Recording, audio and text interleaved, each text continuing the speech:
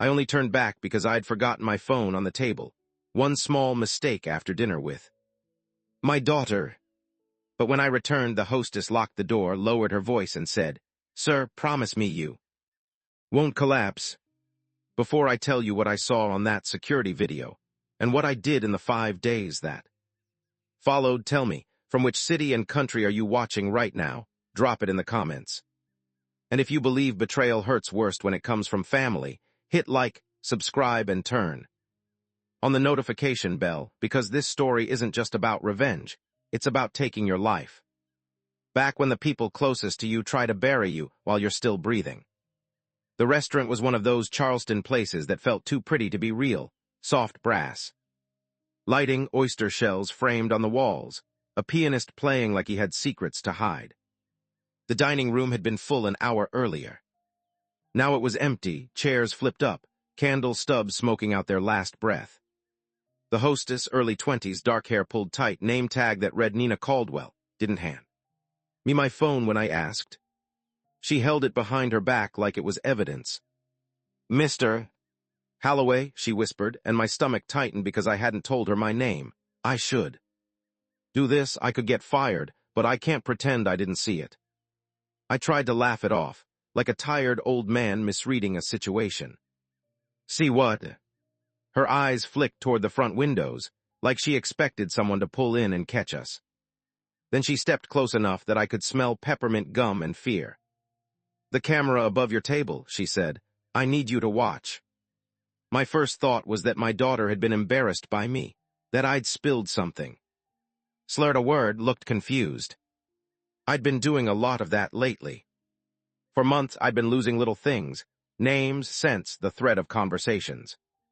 Twice in the last 3 weeks, I'd stood in my own office hallway and forgotten what door led to my own conference room. My doctor called it age-related cognitive decline, and said the phrase with the gentle pity you use for a dog that can't climb stairs anymore. But Nina didn't look amused. She led me past the dark bar and into a back hallway that smelled like dish soap and old lemons. The storage room was cramped, stacks of napkins, cases of wine, and a small security monitor perched on a metal shelf like an afterthought. My phone sat right there, face down, forgotten. Nina's fingers shook as she tapped the keyboard. "I'm sorry," she murmured. "I'm so sorry." The screen lit up with an overhead view of table 7. My table. My dinner. Me an hour earlier, smiling like I wasn't falling apart. I watched myself lift my glass. I watched my daughter, Sloane, lean in with that practiced look of concern, the one she'd been wearing more and more. "Dad, you're pale," she'd said at dinner. "You sure you should still be making decisions?" And I joked weakly, "If I stop making decisions, you'll sell the whole company to buy a sailboat." On the video, it played like a tragedy pretending to be comedy. Then the moment came. I stood up to use the restroom. The camera angle caught my back as I walked away. The second my chair cleared the table, Sloane moved, quick, precise.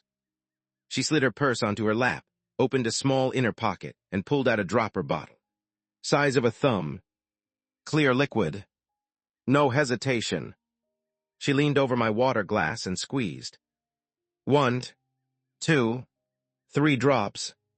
Then she put the bottle away like she was zipping up lipstick.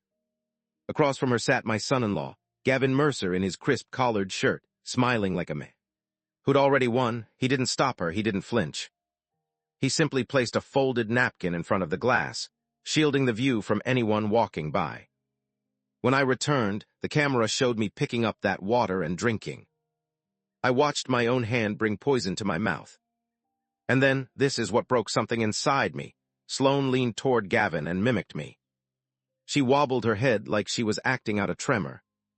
She made her eyes go vacant, mouth half open, a cruel little puppet version of her father. Gavin laughed. Not loud, not dramatic. Just that silent shoulder shake laugh people do when they're sharing a private joke. My knees went soft. I didn't faint, but I folded, right there in that storage room, like my bones had finally admitted. They couldn't hold the truth. Nina caught me by the elbow. "Sir," she whispered, "breathe." I couldn't, because all I could think was, my daughter is trying to erase me. And if she'd been doing it long enough for her to laugh about it, then whatever I thought was wrong. With my body wasn't age. It was strategy. I stood up on shaking legs, staring at the screen like it might change if I watched hard enough. How long, I croaked. Nina swallowed. I saw her do it last week too, different table. Different drink, I thought it was, I don't know, supplements, but tonight she looked angry. Like she couldn't wait. My phone was in my palm, but it felt useless. Like a child's toy in a war zone. Outside, the Charleston night was warm, humid, smelling faintly of salt and jasmine. At least it should have. But my nose caught almost nothing. Just the empty absence of scent I'd been blaming on getting older. Nina walked me to my car and stood stubbornly in my path when I reached for the door handle. "You can't drive," she said. "I'm fine." "You're not," she snapped, surprising both of us. "What are you going to do?" I stared past her, down the street where my daughter's car had already disappeared. What was I going to do? The answer came like a match struck in darkness. "I have 5 days," I said quietly. Nina frowned. 5 days for what? "For the meeting," I said. "For the signatures. For the moment they make it official that I'm not well enough to run my own life." I looked at my hands, still shaking, and I hated that my body was cooperating with her story. Then I lifted my chin. "This ends Friday," I said. And Nina, brave fool that she was, didn't step back. She stepped closer. "Then tell me how to help," she said. I didn't know yet. But I knew something else with absolute clarity. If Sloane wanted to bury me while I was still alive, I was going to make sure she watched me climb out of the grave. My name is Victor Halloway. I'm 67 years old, and for most of my life I believed I could solve any problem with enough work, enough hours, enough grit. I grew up in a small South Carolina town where men didn't talk about feelings, they fixed engines, patched roofs, and took pride in not needing help. My father ran a modest freight yard near the river. When I was 12, I'd spend summer mornings climbing into semi-trucks, breathing in diesel and dust, listening to men argue about routes, and whether like those were the only two things that mattered. By 30, I'd turned my father's little operation into Halloway Coastal Logistics, a regional shipping and storage company that handled everything from agricultural freight to specialty imports. By 50, we had contracts with major distributors up the coast. By 60, we had a gleaming office near the harbor, a fleet of trucks, and a private warehouse system that I'd built like a fortress. The company wasn't just money. It was my identity. It was every early morning, every missed vacation, every night I slept with my phone on my chest. Because I was afraid a driver would call with an accident, and I wouldn't answer fast enough. My wife, Marion, used to tease me that I loved the company like a third child. Then she died and the teasing stopped. Marion passed 8 years ago from a fast, brutal stroke that left me alone in a big, quiet house. With too many empty drawers. Sloane was already grown then, already sharp-edged, already ambitious. She stepped in like she was born for crisis. "I'll help you," she'd said at the funeral, holding my arm like a partner. "We'll keep everything stable." And she did. For a while. Sloane was brilliant with numbers, fearless in meetings, and charming in the exact way that made older men trust her. She went to Duke, got her MBA, and came back home with a clean resume and a hunger that did blink. When she married Gavin Mercer, smooth, handsome, always smelling like expensive cologne, I did like him, but I tried. He called me sir too much, like he was practicing. He complimented my house like he was appraising it. And he always asked questions about the company that sounded casual, but felt like fishing hooks. Sloane became our CFO. Gavin consulted in business development, though I never quite understood what he developed.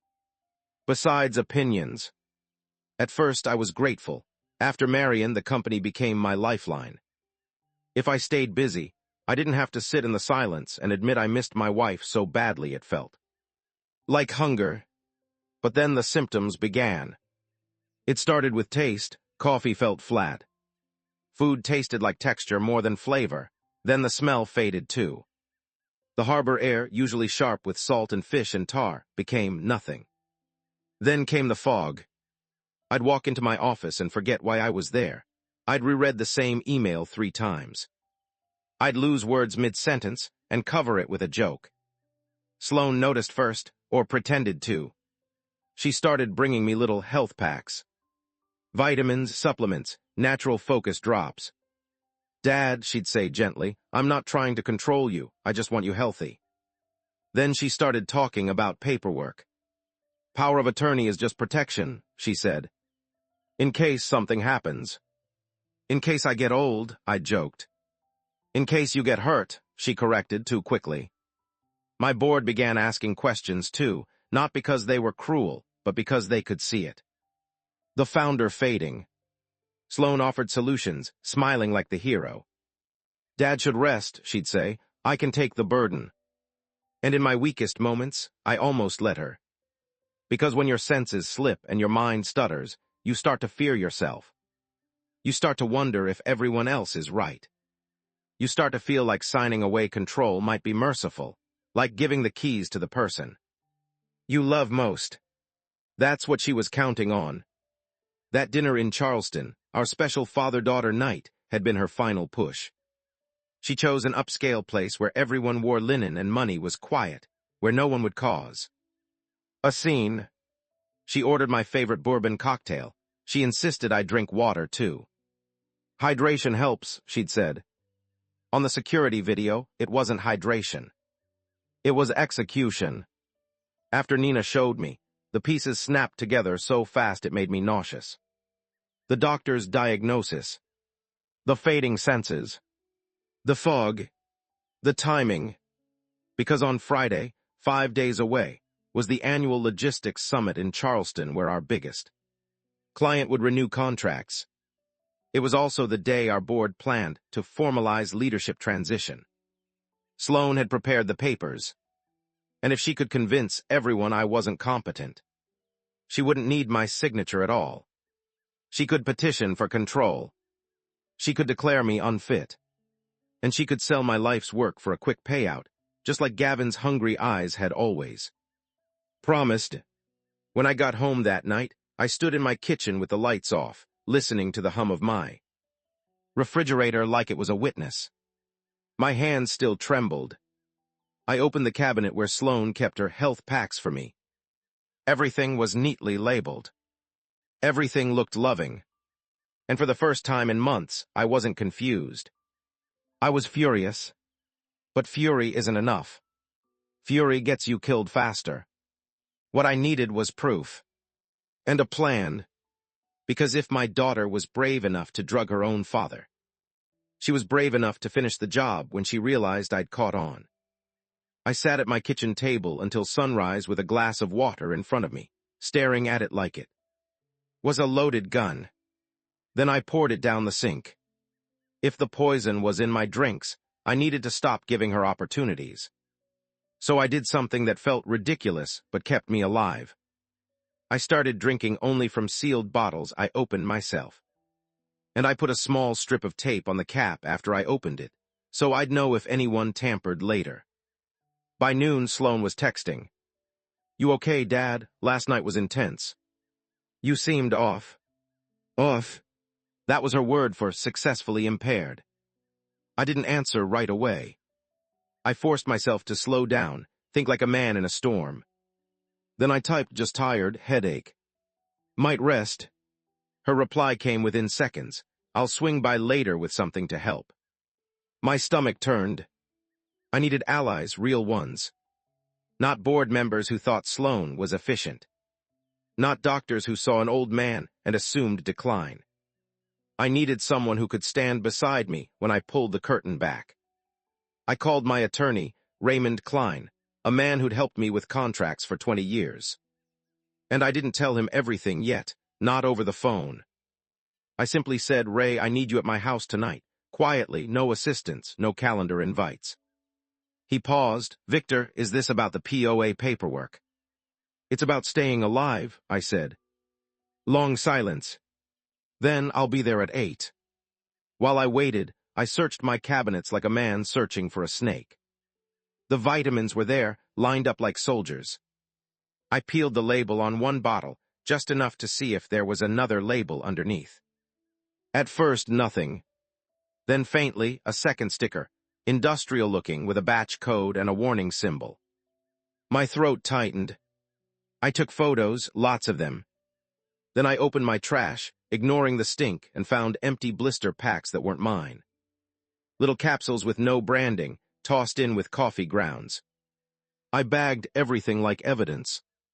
At 7:30, Nina texted me from an unknown number. It's Nina, I'm off tonight. Are you safe? Safe? I stared at that word. I typed back, not yet, but I'm trying, thank you for what you did. Her reply, if you need me to say what I saw, I will. I swallowed hard. I didn't want to drag a young hostess into my family war, but she'd already stepped in front of it. At 8, Ray arrived. He took one look at my face and didn't ask if I was being dramatic. He asked how bad. I slid the bagged bottles across the table. Test them, I said. He frowned. Victor, I'm a lawyer, not a lab. I know, I said, but you know people. And you know how to document this so it holds up. Ray's jaw tightened. Who's doing this? I didn't want to say it out loud, like naming it made it true in a permanent way. But the security footage had already made it true. My daughter, I said. Ray leaned back slow, like his chair suddenly weighed more. Okay, he said finally, okay. We do this right. We decided on 3 steps. Medical proof, a toxicology test ordered in a way Sloan couldn't intercept. Legal protection, a new trust structure and temporary freeze options that kept my company from being. Sold under emergency leadership. A controlled confrontation, not screaming, not accusations, but a trap where Sloan would expose herself in front of witnesses. The hardest part was step 3. Because to trap someone who thinks you're weak, you have to let them keep thinking it. That night I texted Sloan back. Come tomorrow, I'll sign whatever you want. I'm too tired to fight. She replied, thank you, Dad, you're doing the right thing. The words felt like nails. I stared at the kitchen window, where my reflection looked older than I remembered. Then I whispered 5 days. And if you're listening right now, if you've ever been betrayed by someone you raised, someone you protected, stay with me. Because what my daughter did next made it clear she wasn't just trying to control my business. She walked into my house like she owned it, heels clicking on the hardwood Marion, and I had refinished ourselves years ago. Gavin followed her, carrying a paper bag from some overpriced health cafe. Dad, Sloan said, kissing my cheek. Her perfume was crisp and floral, something expensive meant to signal purity. You look exhausted. Feels like my brain's full of cotton, I muttered, performing. Gavin set the bag on my counter. We got you some herbal tea blends, helps with clarity. I nodded like a grateful old man. My stomach twisted. Because Ray had already warned me. If Sloan suspected I was resisting, she might escalate the dosage or switch methods. Sloan sat at my kitchen table and spread papers out like a magician dealing cards. This is simple, she said. Temporary authority just until you feel better. And if I don't feel better, I asked softly. Her eyes flickered, just a flash. Then concern returned like a mask. Then we adjust, she said. But you won't get worse if you let go of stress. Gavin leaned on the counter, arms crossed, watching me like a patient. I forced my hand to tremble as I reached for the pen. Then I accidentally knocked my water bottle over. It splashed across the papers. Sloan jerked back, Dad. Oh, sorry, I wheezed. Hands don't listen. I watched her face, waiting for rage. It came, but she swallowed it. It's okay, she said through teeth. We can reprint. Friday, I said, lifting my eyes. At the summit, in front of the board, if I'm handing over the company, I want witnesses. Sloan hesitated. Then slowly she smiled again. Of course, she said, that's responsible. Gavin's jaw tightened, but he said nothing. As they gathered their damp papers, Sloane moved toward my stove. "Let me make you that tea," she said, voice sweet. "You need something warm." My pulse jumped. "No," I said quickly, too quickly. She turned, smile still in place. "Dad," she said gently, "you're shaking." I forced myself to soften. "Just tired." Sloane nodded. "Then let me take care of you." She brewed the tea with practiced hands. And when she thought I wasn't watching, she reached into her purse. Draper bottle. 3 drops. I saw it. Clear as the security footage. But this time I didn't stop her. Because Ray was in my office upstairs, hidden behind a cracked door, recording the sound with his phone, and I had a tiny camera on my bookshelf aimed right at the counter. Sloane placed the mug in front of me like an offering. "Drink," she said. I lifted it, pretending my hand was unsteady, and took a small sip, barely enough to wet my tongue. Then I coughed dramatically and set it down. "Tastes strange," I croaked. Sloane's smile tightened. "It's herbs," she said. "You're sensitive lately." Gavin checked his watch. "We should go." Sloane leaned down, squeezed my shoulder. "Rest. Friday will be easy, I promise." After they left, I stood at my sink, shaking, not from poison, but from rage I had to keep contained. Ray came downstairs pale. "We've got her," he whispered. "Not yet," I said. Because as Sloane walked out, she'd made one phone call on my porch, thinking I couldn't, through the open window. And I heard her say one sentence that froze my blood. "He's cooperating. Tell Mr. Leland Friday is locked." Mr. Leland. Not a board member. Not a lawyer I knew. A name that sounded like money. A name that sounded like someone pulling strings behind my daughter's hand. That was when I realized Sloane wasn't doing this alone. And whoever Mr. Leland was, he wasn't family. He was a buyer. A predator. And Friday wasn't just about control. It was about selling my life's work out from under me. That night I called Nina. Not because it was fair, but because I needed one more set of eyes. We met at a quiet cafe near the waterfront, late enough that college kids were gone and the staff had stopped caring. Nina slid into the booth across from me, hoodie up like she was hiding from the world. "I'm in trouble, aren't I?" she asked. "Only if you walk away," I said gently. "And I wouldn't blame you." Nina's jaw set. "I don't like bullies." I stared at her, this young woman who barely knew me, yet had more courage than my own blood. I opened my phone and showed her the clip from my kitchen camera, Sloane dosing the tea. Nina's face hardened. "She's not even scared." "No," I said, "she's impatient." Then I told Nina about Mr. Leland. Her brows knit. "That sounds familiar." I blinked. "From where?" Nina chewed her lip, thinking. "There was a private party in the back room last month. Lots of suits. One guy older, silver hair, expensive watch. The manager called him Mr. Leland and treated him like royalty." My stomach dropped. "Was my daughter there?" I asked. Nina hesitated. "Yes, and your son-in-law." The cafe felt suddenly too warm. "What were they doing?" I asked. Nina reached into her bag and pulled out something that made my heart slam against my ribs. A receipt. She'd stolen it from the manager's clipboard that night because she'd felt something off. "It's not much," she said, "but it shows the date, the room, the party name, and the custom cocktail orders." The party name printed at the top. LELAND Capital, Acquisitions Dinner. Acquisitions. They'd been meeting with buyers behind my back. Sloane wasn't just trying to take control temporarily. She was trying to transfer ownership permanently, fast, before anyone could question the legality. And then Nina said the sentence that turned my stomach inside out. "I also saw Gavin hand that Mr. Leland a folder," she said.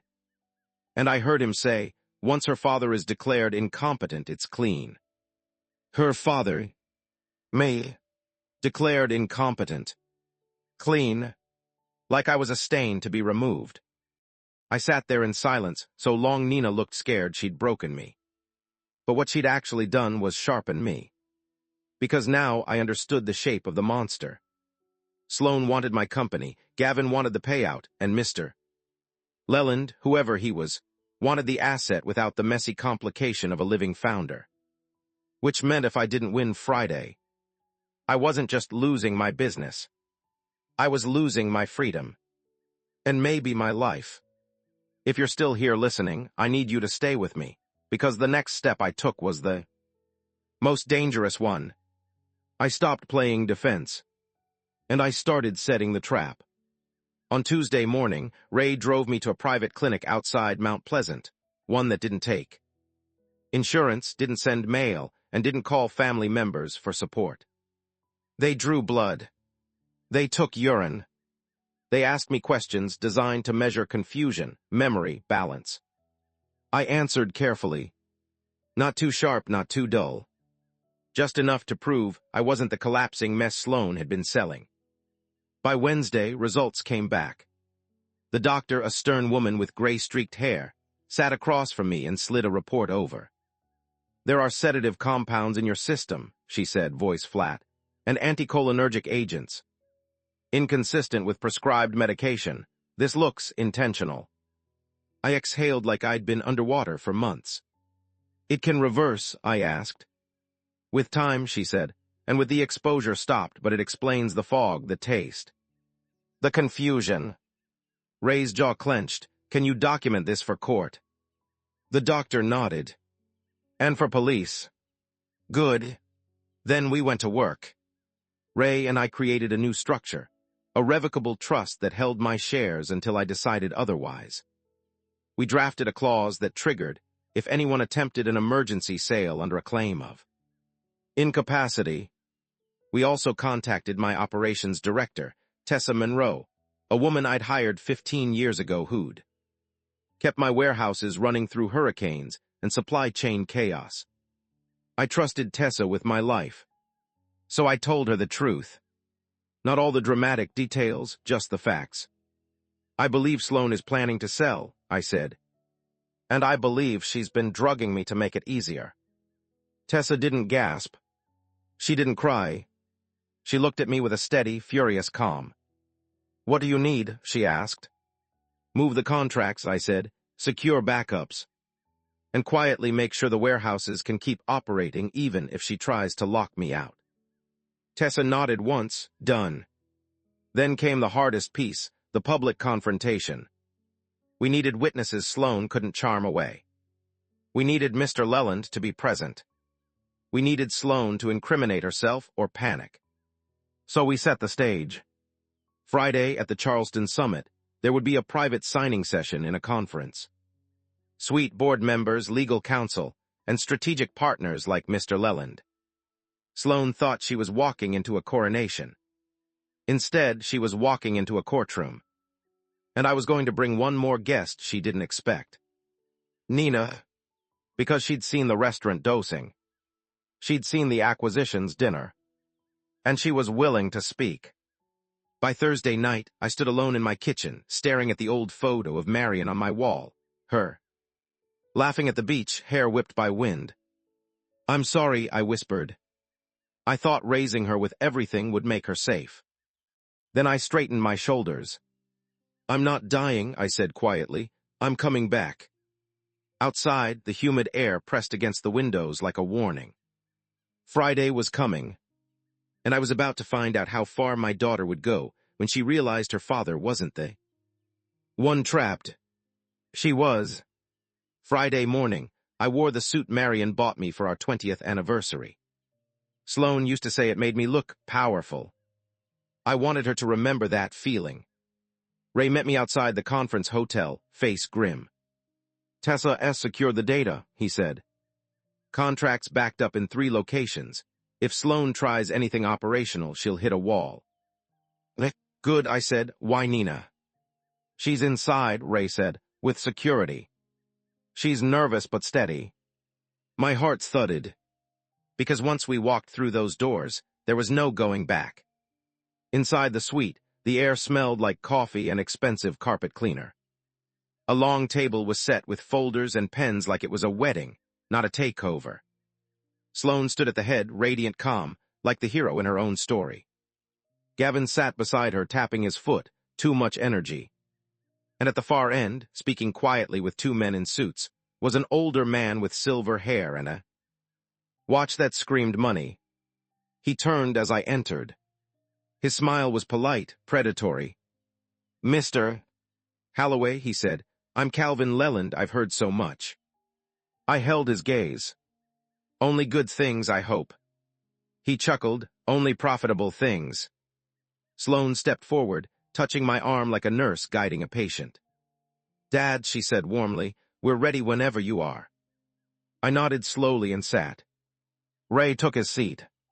Board members watched carefully, relieved that the transition was happening without drama. Sloane slid the main document toward me. "Just sign here," she said softly, "and we'll take the stress off you." I picked up the pen. Then I set it down. "Before we sign," I said, voice steady, "I want to do something I've always done before major deals." Sloane blinked. "Dad, what?" "A clarity test," I said. "My wife used to insist on it. Said business decisions should never be made when people are foggy." I gestured toward a small tray Ray had brought in, 2 sealed bottles of water. "1 normals. 1 not." Sloane's eyes flicked, nervous. "What is this?" she asked. "Just water," I said. "Unless someone has been tampering with mine." A hush fell. Gavin shifted. Calvin Leland's smile tightened just slightly. I opened the first bottle in front of the board and poured it into a glass. "Smell it," I said to the legal counsel. "Anything odd?" They shook their head. "Just water." Then I opened the second bottle. I'd prepared it the night before, a tiny, documented amount of the same sedative compound the doctor identified, mixed into water, enough to be detectable, not enough to harm. It was evidence, not vengeance. I poured it into a glass and slid it toward Sloane. "Tell me what you smell," I said gently. Sloane froze. "Dad, this is ridiculous," she whispered. "Smell it," I repeated. Calvin Leland watched, now fully alert. Sloane lifted the glass, brought it close, and hesitated like a person staring at a mirror they hated. Finally, she inhaled. "It smells like nothing," she snapped. "And that's interesting," I said, voice calm, "because this water contains the same drug that's been in my body for months." The room stiffened. Sloane's face drained. Gavin's mouth opened, then closed. Ray slid the toxicology report across the table. "Clinical confirmation," he said evenly, "with chain of custody." I looked at my daughter. "Sloane," I said softly, "I have video of you putting drops into my drink, twice. Once in a restaurant, once in my kitchen." Her lips parted, eyes darting wildly. "No," she breathed. "No, you're confused." "Am I asked. Then I nodded toward the door. It opened, and Nina stepped inside, pale but determined. "I saw her do it," Nina said, voice shaking but clear. "I saw her drug his drink at my workplace. I can identify the bottle. I saw her meet Mr. Leland in a private acquisitions dinner.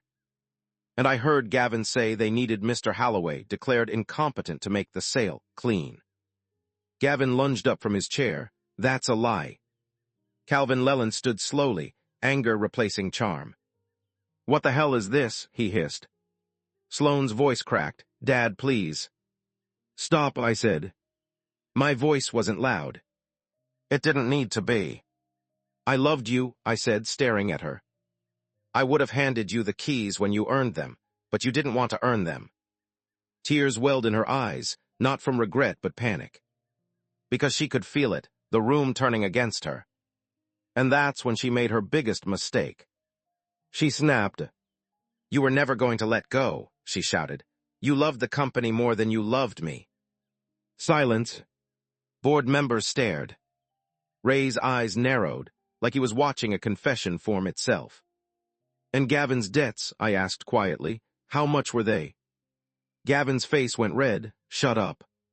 Sloane's shoulders rose and fell fast. We needed it. We needed the sale. We were drowning. There it was. We needed the sale. Not I was trying to help you. Not I was scared. We needed the money. I leaned back, letting it land. Then I nodded again. And the second door opened, this time with uniformed Charleston police, accompanied by the private.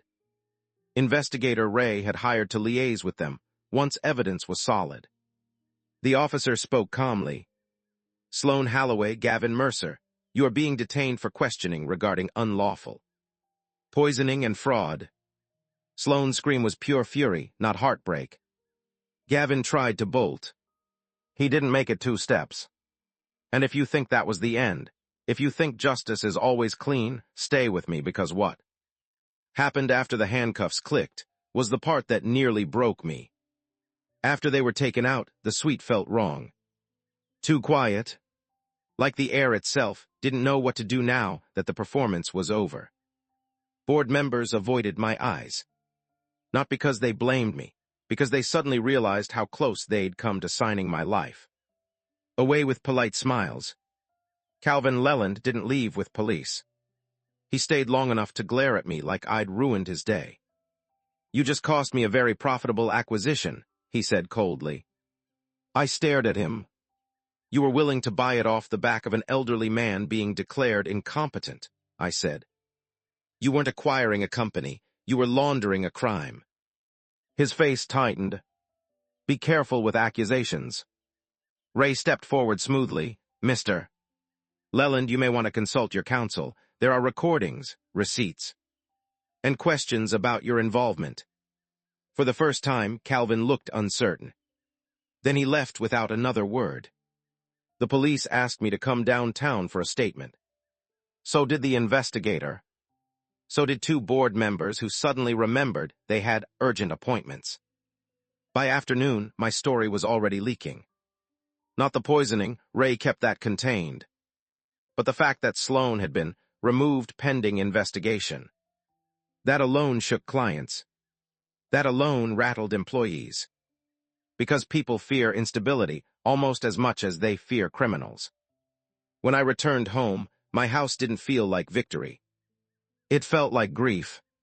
Sloan's favorite mug was still in the cabinet. Her childhood photo still sat on the mantel, missing tooth grin, sunburned cheeks, holding it.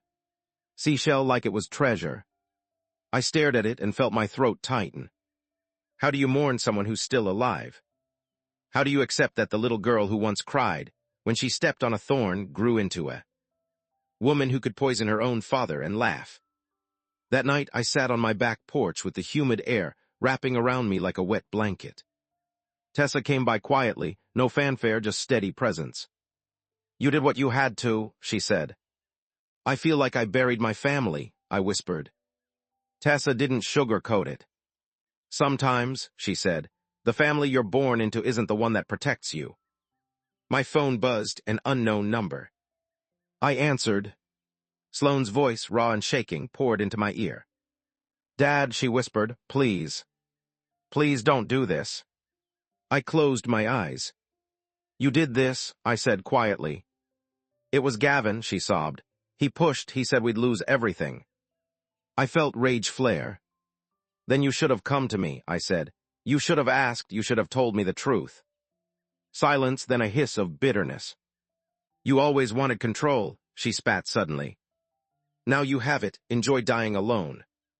And she hung up. My hands shook again, not from drugs, not from age. From the realization that even caught, even exposed, she still couldn't admit what she'd done. Ray later told me the evidence was strong. Videos, toxicology, witness testimony, receipts from Leland's dinner. Gavin folded first, he tried to cut a deal. Sloan fought harder, not because she was innocent, but because she couldn't stand losing. Calvin Leland's involvement became a separate investigation. Murky, expensive, slow. Men like him don't fall fast. But here's the truth nobody tells you about revenge stories. The win doesn't feel like fireworks. It feels like ash. Because justice can put cuffs on the guilty. But it can't give you back the daughter you thought you had.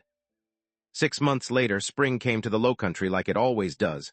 sudden bright smelling of blooming magnolias and salt air. And for the first time in a long time, I could actually smell it. My taste returned in pieces. Coffee became bitter again. Tomatoes tasted sharp. The world stopped feeling muffled. I stopped taking anything I didn't open myself. I stopped letting doctors dismiss me with that gentle pity. And I started rebuilding what Sloan tried to steal. The company stabilized. Clients stayed once they saw operations never faltered. The board learned humility. And I rewrote our governance structure so no one person, no matter their last name, could ever quietly seize control again. One afternoon, I stood in my warehouse district watching trucks roll in, listening to the beeping of forklifts and the shouts of workers doing honest labor. Tessa stood beside me, clipboard in hand, hair tied back, eyes sharp. "You look lighter," she said. "I feel older," I admitted. Tessa snorted. "That's not the same thing." Nina visited too, once the legal chaos calmed. She came awkwardly, like she didn't know if she was allowed to exist in my world. "I didn't do it for money," she said quickly, eyes down. "I know," I said. I handed her an envelope. She flinched like it might be a bribe. "It's not hush money," I said gently. "It's a scholarship fund in your name. For hospitality workers who want to go back to school." Her eyes filled. "Why?" she whispered. "Because you showed up," I said, "when my own blood didn't." Later that week, Ray sat in my office while I signed the final documents. Not a power of attorney. Not a surrender. A succession plan. I looked at the line that asked who would inherit controlling interest if I passed. My hand hovered. For months, I'd wrestled with guilt like it was a second job. Because even after everything, part of me still saw Sloan at 6 years old, running into my arms, begging me to read one more bedtime story. But then I remembered the security footage. The drops, the laughter, the way she imitated my confusion like it was entertainment. And I remembered something Marion used to say when Sloan was a teenager and lied straight to our faces. "Love doesn't mean you excuse what destroys you." I signed. Not for revenge. For survival. Control passed to a trust overseen by a small committee, Ray, Tessa, and 2 independent board members with strict oversight, and the person designated to lead the company if I stepped down. Tessa Monroe. Not because she'd been perfect. Because she'd been loyal. Because she'd earned it. Because she cared about the people inside the business, not just the number at the end. When it was done, Ray exhaled slowly. "You sure?" he asked. I stared out my office window at the trucks moving like steady heartbeats. "I used to think legacy was blood," I said. "Now I think legacy is who protects what you built." That night, alone in my kitchen, I poured myself a cup of coffee. I inhaled. Rich, bitter, real. I thought about Marion, about the girl Sloan used to be, about the woman she became. And I finally understood something that felt like closure, even if it still hurt. Sometimes you keep your promise to your child by stopping them from becoming a monster. If you've made it this far, I want to ask you something, honestly. What would you have done in my place? Would you have forgiven? Would you have exposed them? Would you have walked away? Drop your answer in the comments and tell me again, what city and country are you watching from? If this story hit you, if you believe nobody should be allowed to win through cruelty, please like the video, subscribe, and turn on the notification bell, because there are more stories like this, and more lessons people learn the hard way. And remember this: a real legacy isn't a last name. It's what you refuse to let corruption destroy. So let me ask you one last time. Are you ready to hear what happened when Sloan realized she was in my will anymore, and who she tried to blame next?